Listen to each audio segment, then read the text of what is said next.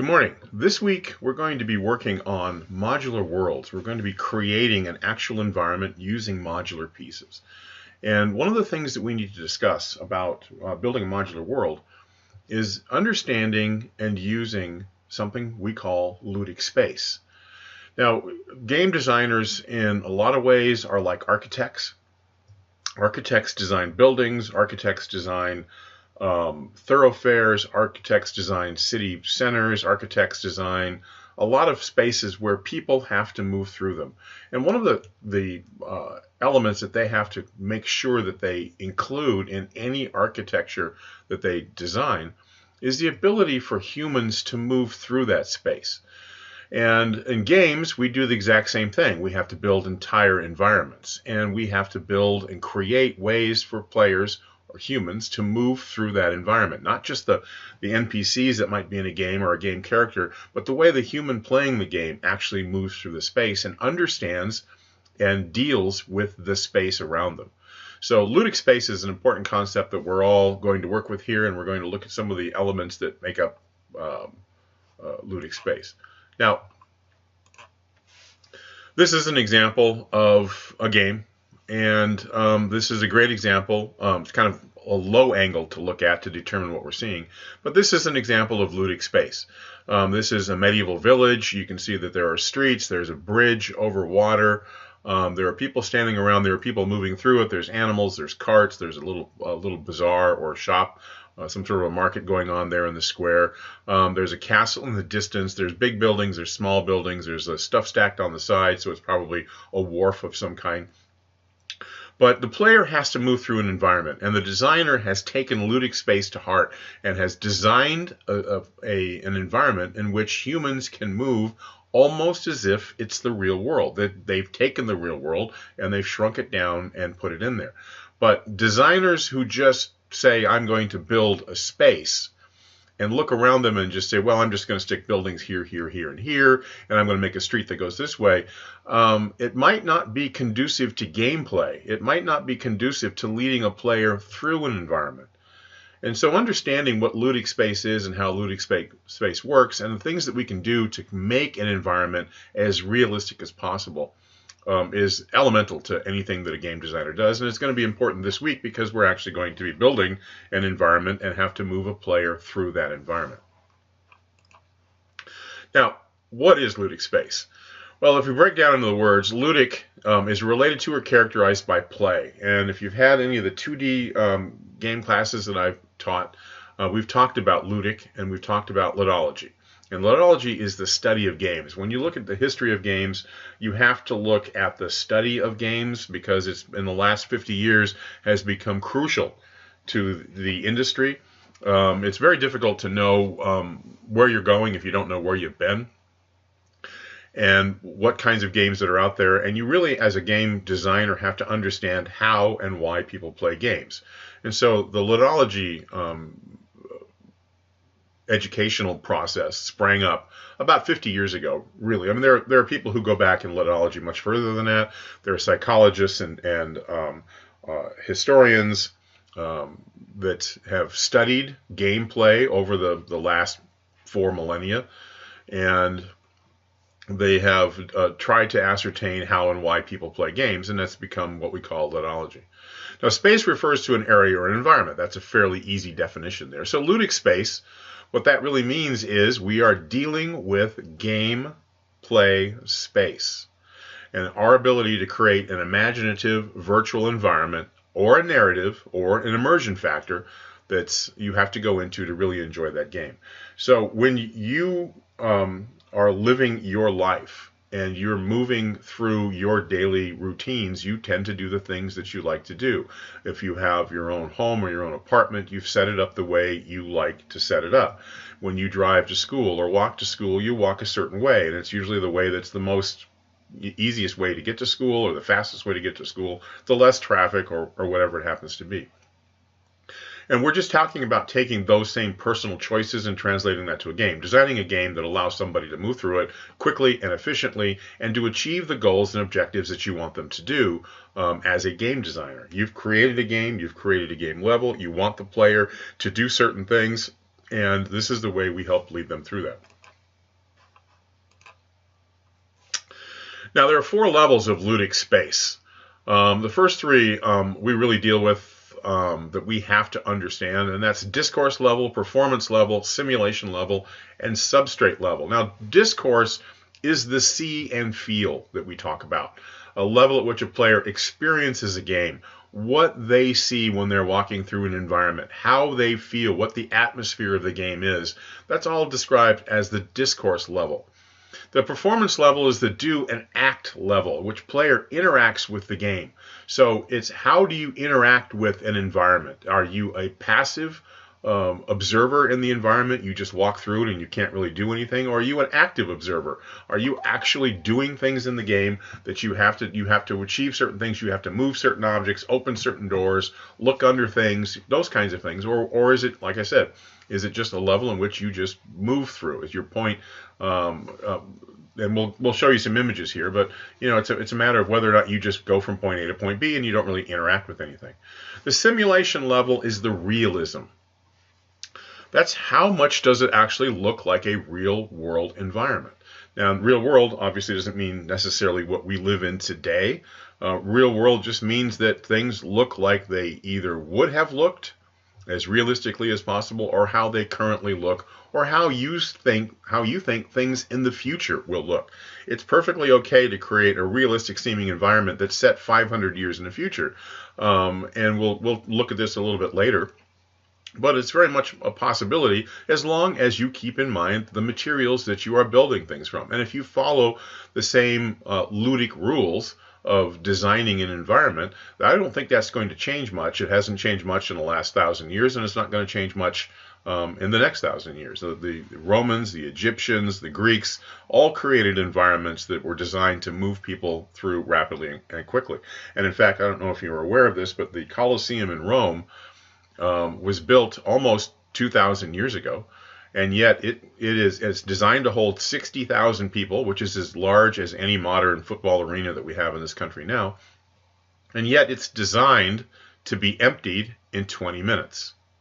So if that place was full and the games or whatever they were doing in the arena came to an end, then the last person could be out of the Colosseum, 60,000 people drained out of this arena within 20 minutes because of the way that it was designed to funnel or channel people into exits. So it's something that's been around, and like I said, it'll be around in the future, and your simulation level, if it's realistic 500 years in the future, is still going to have the same elements of Ludic Space. The fourth one here is substrate level. That's the game engine requirements. What can I do in a game engine? I need to make the player experience the discourse level. They need to see and feel. They have to have a performance level to do and act. The realism has to be there, and yet I'm limited by what my game engine will do. And you'll have to make a decision on the game engine once you've determined exactly what your game should be, how it should look, and what it needs to do. But there is a level there in Ludic Space that is involved with what my game engine is capable of doing. Here's an image in discourse level, and I talked about that. It's what you see, it's how you feel, the colors, the atmosphere, the mood, and whether or not it's an active or a passive environment. So if you look at this particular image, if I needed to do something in here, do I have clues of places that I have to look at? Do I have to look in trunks? Do I have to open up doors, look under cars, shift things, look in windows, go into buildings? Or is this just simply a conduit? This is a hallway. It's a hallway in any office building. It just looks different and it has different things scattered around. But my job here is to get from point A to point B at the end of the street there. That's all I have to do. So how I design it, how I build it, how I make you feel are all going to be determined by what it is that I need you to do. And that's the discourse level. The performance level, again, how the controls work, the tasks you have to perform, the actual gameplay system itself that keeps a player involved and doesn't take them out of the experience. This is an important concept that we all have to understand, is that a player is immersed in an experience, and anything that we do that's out of line with Ludic Space, anything that's jarringly off, and this kind of goes back to a little bit of what I talked about with the Uncanny Valley, that anything can really experience Uncanny Valley. Any type of a model, any type of an object can experience Uncanny Valley.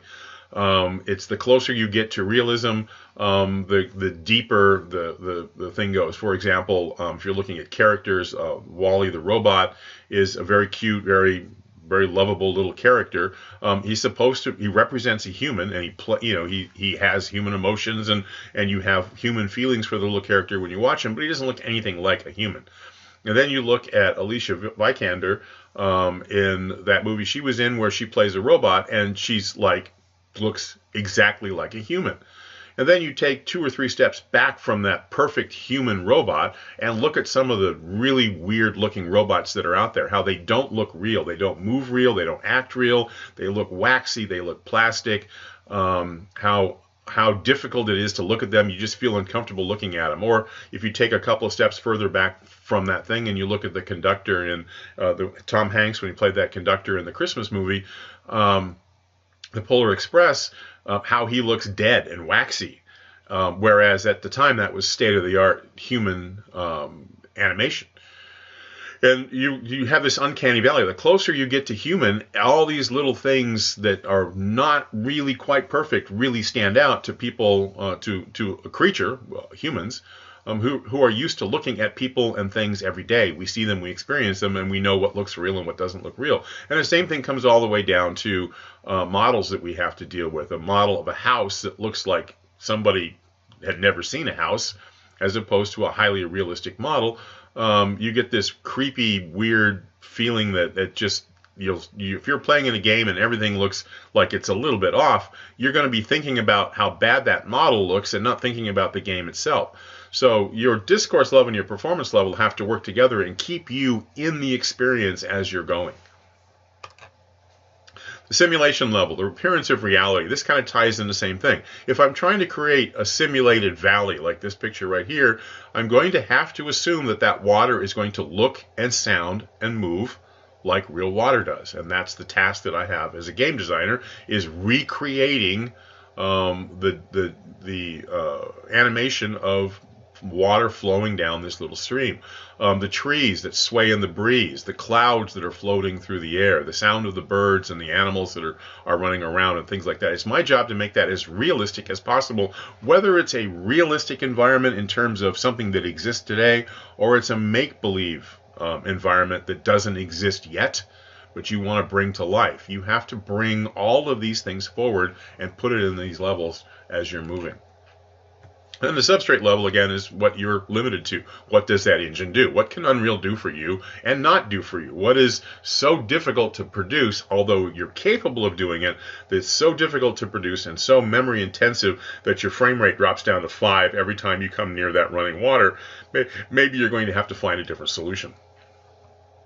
Now, how do players experience Ludic Space? This is an important thing to look at, because if you're designing for Ludic Space, you kind of have to understand how people experience it. Most games, inherently visual. So you're always going to have graphics. You're always going to have good graphics. The better the graphics, the better it's going to be for the player. Most games are auditory. There's dialogue, there's sound effects, there's a lot of things going on that bring this game to life. And now we're getting into the use of haptics. So tactile senses are starting to come into play.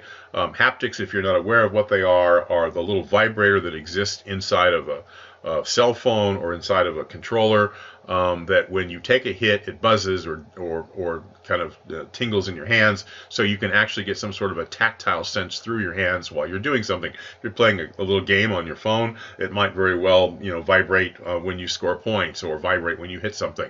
And these are called haptics, and an example of this, and I always tell students, expect to see this maybe 30 or 40 years in the future when you're buying gifts for your grandchildren for Christmas.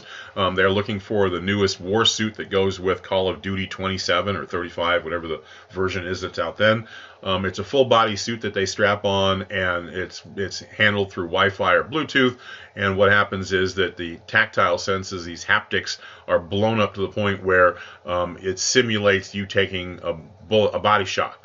You get punched, you get hit by a bullet, you can feel it in that part of your body. If you have a helmet that goes with it, and what the helmet will do is the helmet will short circuit in case of an explosion, and you're a character and you're experiencing the effects of an explosion, the helmet will vibrate to the point where you're stunned and dropped to the ground, and you're not hurt, but that could be what it is. And people usually laugh when I talk about that, but it's like, that's coming. You watch. You'll see. That's just a matter of time because we're trying to make these things so realistic. But like I said, there are definite engine limitations that can limit your experiences and we have to deal with. So let's look at some of the limitations of Ludic systems, and then we'll look at some of the advantages that humans have that make a limitation for me to create a system that will work well. So we'll start, since we talked about visual and we talked about auditory and we talked about tactile, let's look at those three things. So the advantages for a human on the visual acuity. We have over 250 million receptor cells in our eyes that allow us to see color, that allow us to see a variety of light and dark. Our field of vision is about 120 to 140 degrees. And if you're not quite sure how to figure that out, if you stand and you're looking straight ahead with your arms out at your side, they're straight out, left and right on your body, and you're looking straight ahead. And straight ahead is, say, 12 o'clock. Looking straight ahead is 12 o'clock. If you hold your arms and then move them so they're pointing at 9:30 and 2:30. So you got your arms straight out to the side, just kind of rotate them forward until they're about 9:30 and 2:30 on a clock, with straight ahead is noon. That's about 120 to 140 degrees. If you do that, you might find that you can just barely see your fingertips or your hands. If you move them forward a little bit, you're probably closer to 120. You back them up a little bit. Everybody's a little bit different on that. It depends upon the shape of your head, the positioning of your eyes, the length of your arms, things like that. But this is a general 120 to 140 degrees. So our eyes really can see quite a bit of objects around us. We also have the ability to see visual depth. So I can see when something is further away from me or whether it's closer to me. I can sense how far away it is because I've got stereoscopic vision. I've got constantly shifting visual focus. I can look at something in the distance and look at something up close, look at something in the distance. If I'm looking in the distance, things up close are blurry. If I'm looking at something close, things in the distance are blurry. All the range of millions of hues, colors, light and dark, and color saturation, how much color there is. If you look at that eye right there, how vibrant the blue is. Does it get more vibrant? Does it get brighter? Or does it get darker and more grayish looking? My eyes can see all of those things. And we all, have eye issues, and we all have maybe wear glasses, but nonetheless, these are the advantages that the human eye has over it. Now, you're a game designer, and you have to recreate a visual environment within a computer, and so we have limitations that we have to deal with. We're dealing with monitors and televisions. That's how we actually project the images that we see. You're either working on a laptop, or maybe you have a monitor hooked up to a tower, or maybe you're working off of an HD TV, and you got your game controller and your PS4 or whatever it happens to be, your Xbox, and you're playing games and you're viewing them in there. They all have the same limitations, whether they're LED, LCD, plasma, or whether they're just a regular monitor, television or monitor. There's 255 shades of any given color. That's it. Humans can see over 250 million colors. We only have 255 shades, and the way that it works is 0 is black and 256 is white. So or 255 is white. So when you're dealing with that, you've only got those shades of color to deal with. And it doesn't really matter what color it is, you can only see that range. We only have a 45 to 60 degree viewing angle. Even if, we hooked up 2 additional monitors and played a game spread across 3 monitors, our viewing angle is still not the same as it is for human. All you're doing is compensating for it, and you really still can't achieve with multiple monitors getting the same viewing angles that we can get as humans. Another thing that we have to deal with in monitors is the monitors are flickering, which you really can't see. They're running 50 to 100 times a second. You really can't see that flickering unless you glance it out of the corner of your eye and you think you saw movement. It's probably just a light flashing, because all lights flash as well. And that's something that doesn't occur in the real world. Another problem we have is absolute darkness cannot be achieved. So you can't get absolute black. If you've ever been inside of like Kartchner Cavern or Carlsbad Caverns or any of the big caves, when you go in there on a tour, they almost invariably turn the lights off.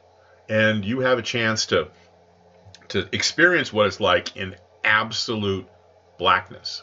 You can't see your hand in front of your face. You know it's there. You can hold your hand right there, but you can't see it at all because there is zero light in there.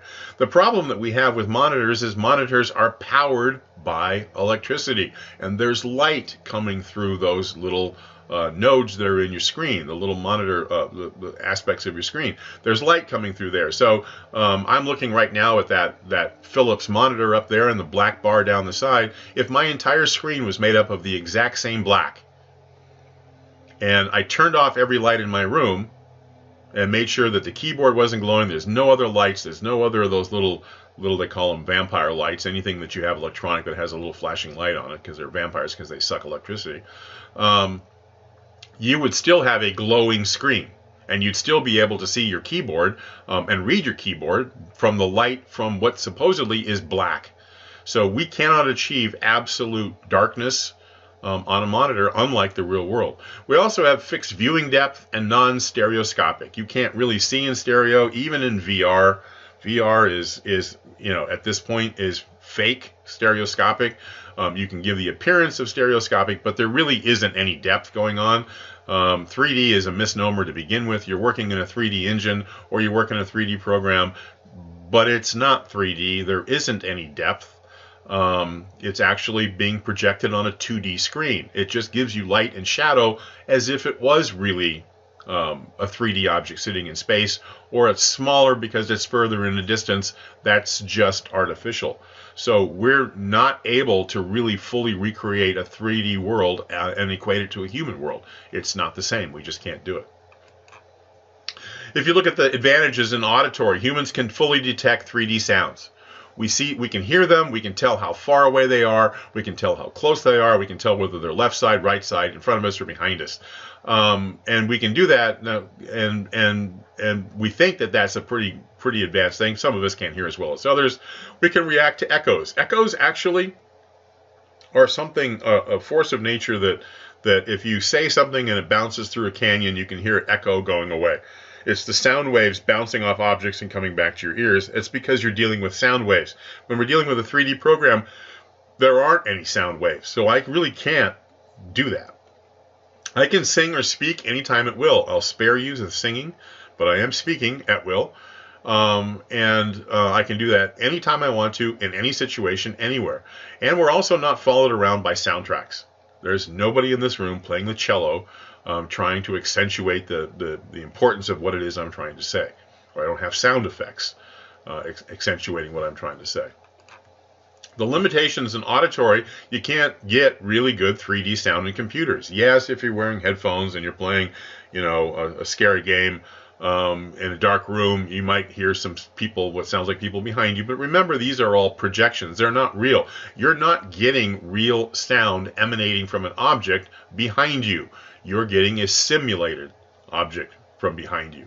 There's no accurate simulation of echoes, because echoes, like I said, are sound waves bouncing off of things. There aren't any sound waves in a game that can bounce off an object. Objects aren't real. They don't really have substance, even if they have a collision box on them. Gamers can't speak or sing at will in virtual reality. They can only say what they are programmed to say. And you can only say what the game allows you to say. If you've played a game where there's dialogue and you're supposed to communicate with an NPC, usually you only have a choice of things to say to them, and they also only have a choice of things they can say back to you based upon what you say to them. So that doesn't exist yet, and players are forced to endure music soundtracks.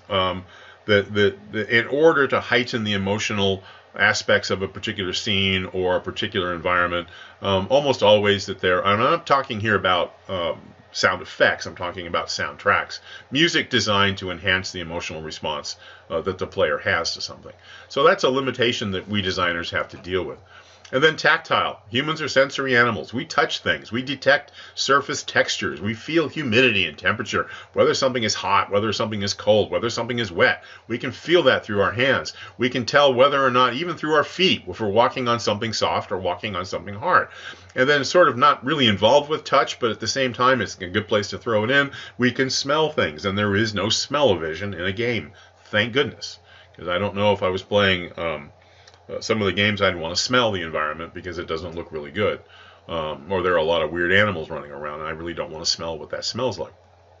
So these are things that we have, that again doesn't exist in a game. You're limited to haptic devices. This is a prototype of a glove that somebody built for you to feel things in there. It's just a matter of time till that's a full body suit and you feel things in your entire body. But it's limited. It's usually the device. The device has a little vibrator built into it that goes off when something happens. That's what your phone vibrates if you've got the sound turned off. That's what it is. It's a little device and it does that. That is a haptic device. That's all we have.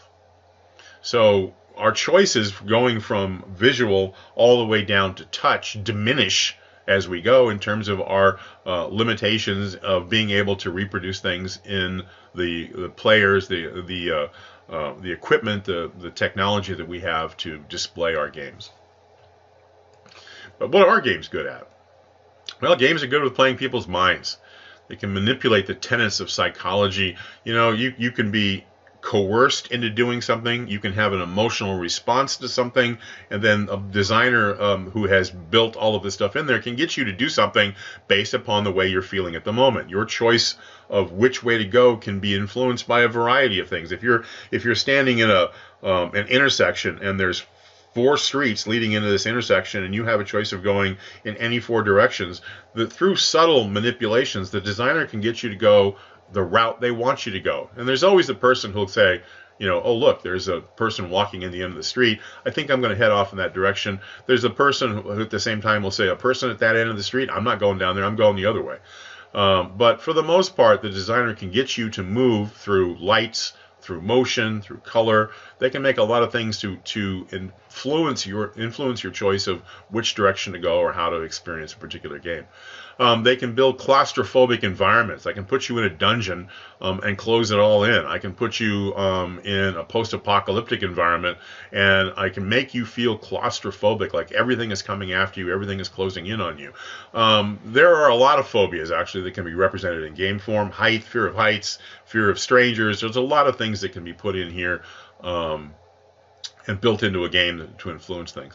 And even combat games. If you're playing a combat game, sometimes the intensity of combat and everything that you have to go through, if it's a really good game, can actually make you feel mentally exhausted when you're done, as if you've actually gone through that. And that's a successful game that can get you to do that.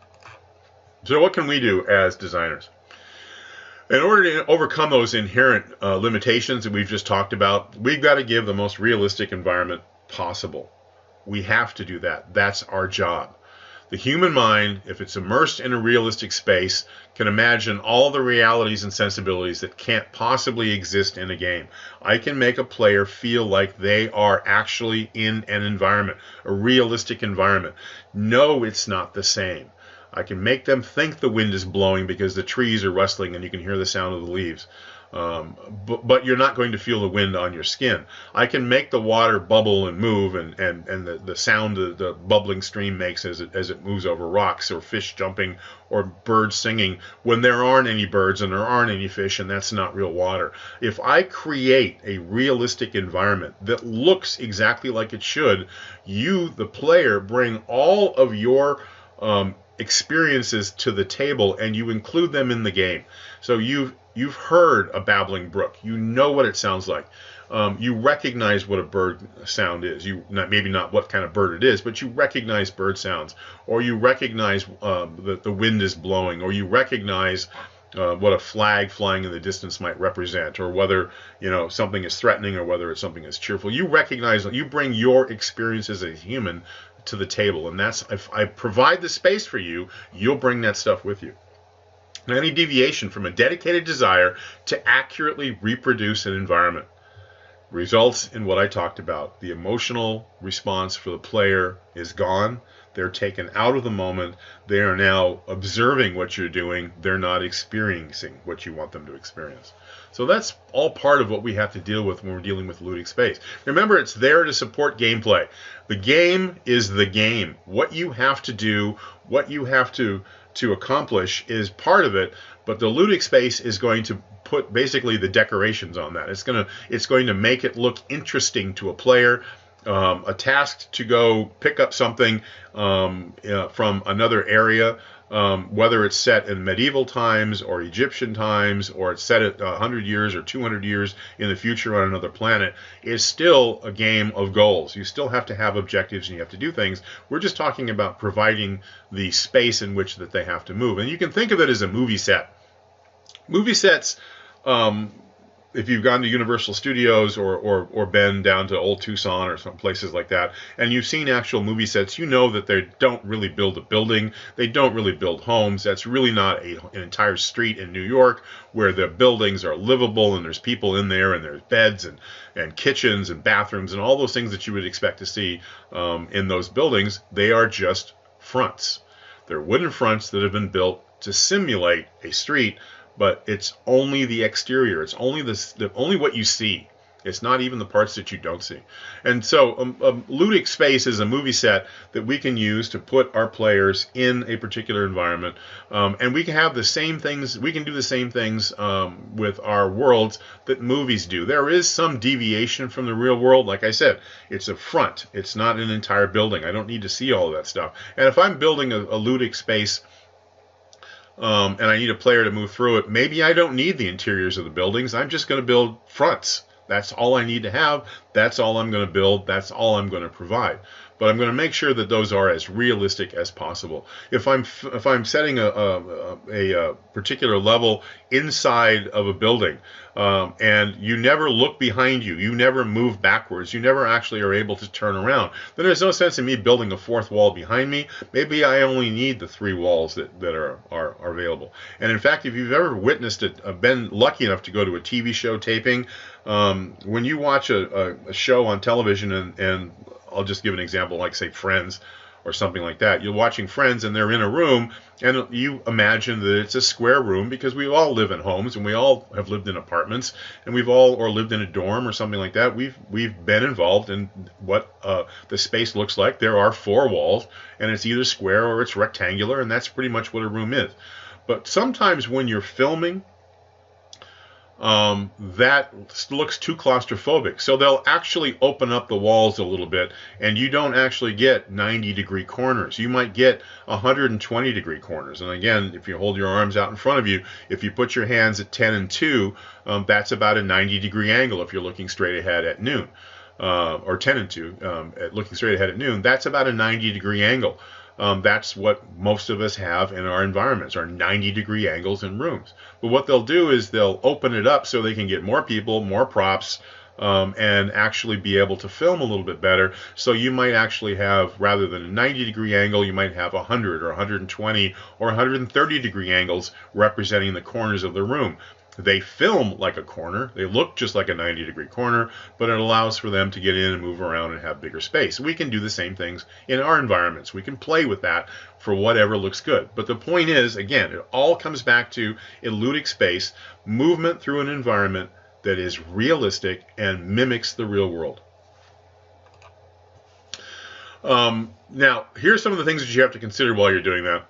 If you're trying to create the real world, ingress and egress means going in and going out of a space. Ingress is coming in, egress is going out of the space. You need to plan out, plot out, map out how somebody moves through an environment. Where are they able to go into a building? Where are they forced to leave a building? Maybe you give somebody multiple exits. Maybe you only want them to have one exit because you're trying to funnel them through a particular environment, and they all have to go through there because you've got some sort of a battle set up at that point. You've got aliens that are going to jump out, or you've got, you know, something that's going to come down, a rock that's going to come down and hit them on the head. I don't know.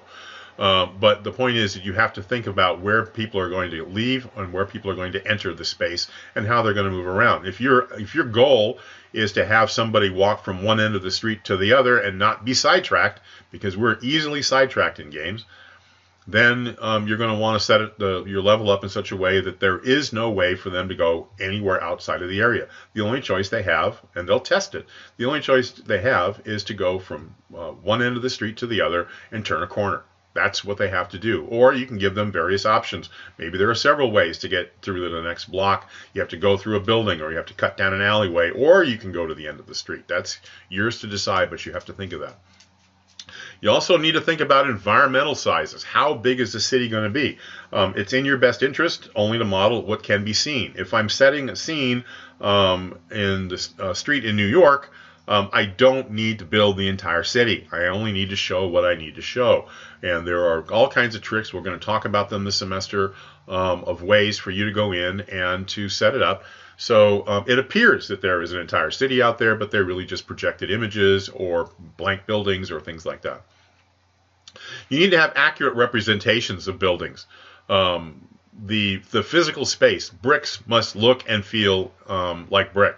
Metal look and feel like metal. Wood look and feel like wood. You have to make sure that the things that you do, the things that you use, the things that you build out of are realistic, make sense, and that they actually have that same look and appearance that they do in the real life. If you're creating wood and yet it's all shiny and wet, but it's not raining, it's going to be odd, and people are going to wonder why. That's going to take them out of the game there, the experience, and they're going to wonder why that wood looks so weird. Or if your brick doesn't look like it has any kind of an indentation between the bricks and the grout. It just looks like it's a flat wall with a picture of bricks painted on it. Unless that's what you're trying to achieve, that's going to look kind of odd. So we have to make sure that we give accurate representations of any physical space we build. Using realistic textures, using realistic objects, and populating the scene with the things that you expect to see in that particular environment. And then attention to detail for every possible item, like I said, that's you have, it all has to be there. If you're creating a scene, you need to go and you need to look and you need to study. If you're going to do an alleyway, go to an alleyway, drive down an alleyway, and look and see what it looks like. Look at the tracks where in the case of some alleyways. If it's a pavement or concrete, there might be a drain system that runs along the middle. There might be trash. There might be cracks and breaks in the concrete or the asphalt. There might be weeds growing up through cracks or at the base of buildings. There might be trash scattered around. There could be all kinds of things, but it's as much detail as you can cram into a scene using all the tricks of the trade. That's kind of what we're looking for. You have to give auditory feedback. They have to experience the sounds. They have to know that it's a real environment. You can't produce an environment, say the street in New York again, that doesn't have background sounds. It would be really odd. It would be an odd experience if you were put in a downtown area and it's supposed to be set in modern day, not post-apocalyptic or not a place where the entire city has been empty, but you're in an environment that's supposed to be realistic. You're going to hear traffic, you're going to hear people, you're going to hear walking, you're going to have all of that stuff going on, and it's something that you have to provide in there. You also have to give the tactile experiences whenever, however, you possibly can.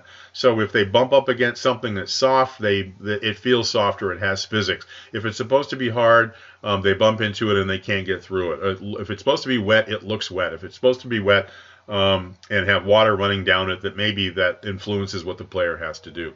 There needs to be contextual psychological experiences, such as time and settings. You'd be surprised how you can influence somebody's train of thought or the way they experience a game by setting it at a particular time of day or a particular era.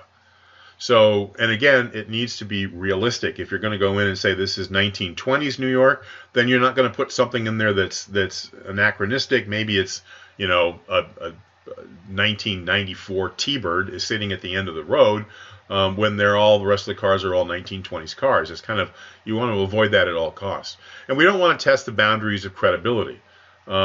We don't want to throw these anachronistic things in there, things that don't belong, because we test the player's credibility, and that does have an effect on the way that they play the game. If they don't trust what they are seeing, then they're going to have a hard time fully immersing themselves in the gameplay.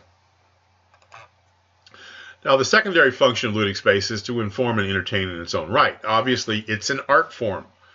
What we do, what we build, just like architecture is considered an art form. If you study art history or take any art history class in college or have taken one in the past, you know that architecture is one of the studies of art. It is an art form. And we can use those to influence a lot of things. We can use familiar locations to offer clues to function. If I say this is going to be set in a cathedral, let's say, most everybody has seen what the photograph of a cathedral is. And again, when we're dealing with the playing with the brain, of the brains of humans, what we want to do is, we all know and we understand, I think by now, that you have so many visual and auditory clues coming into your brain. Your brain has to be selective, and your brain has to determine what's important and what isn't important. So one of the things that your brain does is looks for a quick setting and makes snap judgments to things. So if you present a player with the interior of a cathedral, they don't have to think about it. They know what a cathedral is, and they're able to see it, and then they actually will see things that may not even be there because they've experienced those. It goes back to the experience that players have in their own lives. Maybe they've been in a cathedral and saw all of this stuff. You don't necessarily have to have all that. Maybe just the appearance of a cathedral would be enough to put them, and they can assume they know what goes on in a cathedral, and that helps set the stage. You can use illusions or homages to carry symbolic meaning. I'm going to show you a few examples here. You can say, well, I like a particular art style, and so I'm going to bring that into my game, or a particular art style maybe influences the gameplay. You're actually creating a game based on an art style, and you're using it in there. New worlds require new architectures. You have to build these new architectures. You have to decide what they're going to look like. But again, you're dealing with building materials that are going to conform to real world events. Whether you're building it on Mars or whether you're building it on some foreign planet or fictitious planet, it doesn't really matter. If you are creating a new world, you're going to be building things, but you're still going to conform to Ludic Space. You still have to have ways of moving through the environment, getting in, getting out, and doing various things, and you still have to build it out of materials that have certain physical properties. The use of atmosphere can carry an emotional message. You can make somebody feel depressed by putting it in a gray, cloudy environment that rains all the time. You can change the way they feel by putting them on a sunny, arid area, maybe, like Borderlands, where half that place is all deserty. You can carry you can do a certain thing with the use of atmosphere. And then atmosphere also goes not just physically the atmosphere of the environment, but atmosphere of the mood, and the mood of the player. And then you can use cliches to set a scene rapidly. That kind of ties into familiar locations, offering cues to what's going on. A cliche, most people will tell you, especially in art, when I went to school, everybody said, you don't want to copy what other people have done, or you don't want to use a cliche to create a particular mood or whatever it is. We all know what a cliche is. We hear cliches. We hear them on a daily basis from everybody. And a cliche is just something that sort of leads you to believe that something is happening, or leads you to believe something that you may not use, or the behavior of somebody through the use of a cliche.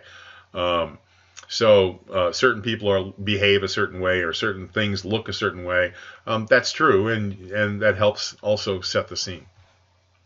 Now, looking at a couple of these things we've got, familiarity, the use of familiarity. This is a game that was set where this guy's waiting for the maid to clean the room so he can check for things that are hidden in the room. So in and of itself, it's crappy graphics, but beyond that, we're all familiar with what a hotel room is. We're all familiar with hotel spaces. We're all familiar with the fact that maids come in and clean rooms and then leave again. In fact, I think if you look closely, you can see that there's something under the bed. Maids probably aren't going to notice something like that. We understand how hotels work and hotel maids work and how searching a room would work. So the experience like this works really well. All right, this is Illusion. Illusion, the game, this is called Grim Fandango. It's from about 10 or 12 years ago. But they borrowed a lot from the Mexican tradition of Day of the Dead. And so a lot of their art has Aztec and Art Deco elements, and they wanted to bring that all in to influence the player to understand the way that the world might possibly work, or to bring in elements of the whole Day of the Dead tradition in terms of life. And of course, Disney's come out with a movie that's all set about the Day of the Dead, and they do that for a reason. They brought all these artistic elements forward and included them in the environment as a way of letting you know that this is how you're supposed to feel, this is what you're supposed to think, and that if you have any knowledge of Day of the Dead traditions, you can sort of foreshadow how things are going to go in the game. If you're creating new worlds, again, whether it's an object that does not currently exist anywhere in the world, because you just thought it up, it still has to conform to certain properties. If it's being built, it still has to have strength, or still has to have a certain look. And we can use cliches. Maybe 500 years in the future, we have a metal that doesn't look all silvery and shiny. But it doesn't stop me now from using that type of a material as a cliche for us to look at that and go, that's metal, it's hard, I've touched metal, I know how I rapped on a metal object and heard the sound of it. I know that it's cold to the touch, or can be hot to the touch if it's in a hot environment. I understand how it works, and my brain scans that, runs through it all, and continues on without me standing there going, that's really weird. What kind of, I don't understand. What, could it stand up? Would it fall down? Is it strong enough? What kind of material is that? Which is what happens when you're in a game environment like that. Atmosphere, claustrophobia, clouds, not being able to see very far, all leads to a certain belief that it's a restricted environment. You can't see very far. You can't tell what's coming at you. You don't know what's going to pop out from around the corner, because it's just, everything is shot so tight, and it's so dark, and it's so foggy. You're on the edge of your seat the entire time you're playing something, is kind of what they're going for. That's the element of ludic space that we can bring in. They're all realistic things. Fog is realistic, clouds are realistic, rain or something like that, or whatever it happens, nighttime happens to be. I can limit your field of view. I can do all of those things in order to make you really feel and experience the game. And then the cliche. You look at something like this. This is all cliche. We've all seen the horror movies. We've all been involved in reading or in watching on television or in a movie some sort of a scene like this where you know something's going wrong. There's a body under the bed. There's blood all over the place. Somebody's written witness in blood on the wall. This is not going to end well, and it's not going to go easy for you. These are all set up through cliches. I can have you put on edge, or put you on edge, just by putting you in a room like this to start a game that already you pretty much know how this is going to go, because it's all contained in all these cliches. The lonely cell, the cold cell, the dark cell, blood all over the floor, a body there, somebody's left you a mysterious message, there's messages all over the wall that might or might not be clues, there's a book on the table, there's all these things going on. These are all cliches. I know what I'm supposed to do just looking at it, and that's how we can set up an environment and really influence ludic space through the use of cliches. So, sort of in conclusion to this whole thing, we're going to be using ludic space a lot. As we start to create an environment, you're going to be using materials that are realistic. We're going to try to keep them as realistic as possible. We're going to have windows reflect the sky and the environment, maybe make them partially see-through. We're going to be dealing with bricks. I'm going to have you at the end of this entire project be able to go in and control whether it's light or dark, or even whether you might be able to come back to this one once we learn particles and you know how to make rain, to come back and make this environment look wet. So you can return to it. You can put fog and clouds in there in the scene. So it's dark, it's stormy, it's cloudy, it's foggy, it's raining, and you actually get a sense through the use of sound and through everything else. You really have a realistic ludic space that you can move through. So this is what we're going to be doing in this particular week's assignments.